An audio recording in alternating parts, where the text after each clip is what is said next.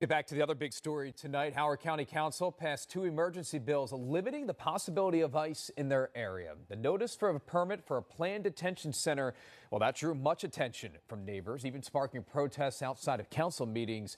Our Bryant Reed on your corner in Howard County tonight has been following this story for us. And Bryant, these bills getting approved was thought to be a sure thing, but there was some debate tonight.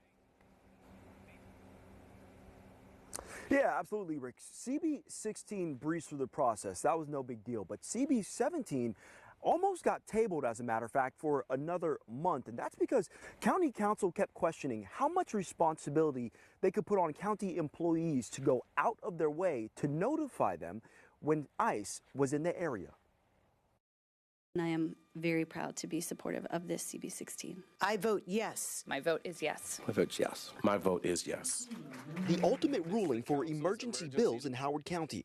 CB 16 ends the possibility of a privately owned detaining facility in Elkridge and across the county. And I think the immigrants in our community are probably going to breathe a sigh of relief tonight in Howard County, and their allies, our neighbors, I think are also, there's a lot of relief. The emergency bills came about after county leaders say they discovered an almost completely renovated building was to be used by the Department of Homeland Security that could have increased ICE activity nearly a mile from an elementary school.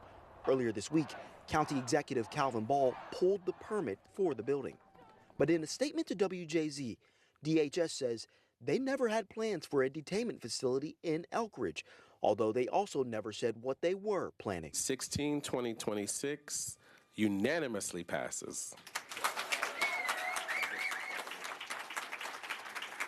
While one bill passed with ease, CB 17 saw challenges.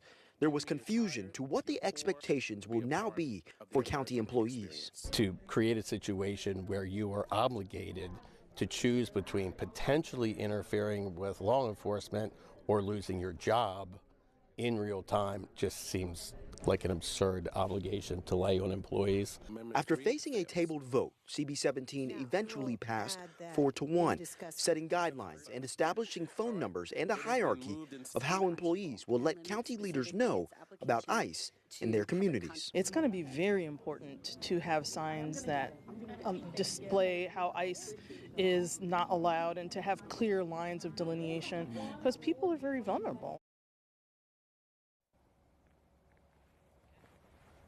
Now, for these bills, County Executive Ball is expected to sign them into law tomorrow. And since they were introduced on an emergency basis, as soon as he signs them, they will go into effect immediately instead of facing a 60-day grace period, as is typically normal for regular legislation. On your corner in Howard County tonight, Bryant Reed, WJZ. Yeah, back-to-back nights of passionate meetings. Bryant, great coverage. Thank you.